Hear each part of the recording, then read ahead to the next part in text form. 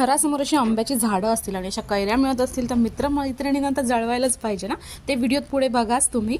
आणि आपण इथे गोळा करूया कैऱ्या. आपल्या कैऱ्या गोळा करून झालेल्या आहेत. तर आता घरी जाऊया आणि मग बघूया पुढे ह्याचाच काहीतरी बनवूया. तर इथे चालू होतं कैऱ्यांच्या रेसिपीचं शूट, तर म्हटलं आपण पण आपल्या कैऱ्या इथेच कापून घेऊया आणि मस्तपैकी असा मीठ मसाला मिक्स करून अशा कच्च्या कैऱ्यांसोबत खाण्याची मजाच वेगळी. अरे हो, कच्चे आंबे म्हणूनच त्याला कैऱ्या बोलतात नाही का? अच्छा ठीक आहे. पण अशा प्रकारे ना हा एक नंबर टेस्ट होती. तर आता व्हिडिओ कॉल करून ना आपल्या बेस्ट फ्रेंडला थोडासा त्रास देते मी. बघा तुम्ही पण. आपण कैरी खाऊया.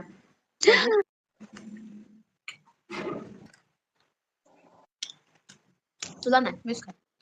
आ कुठे फेडशील पाप? कुठे फेडशील?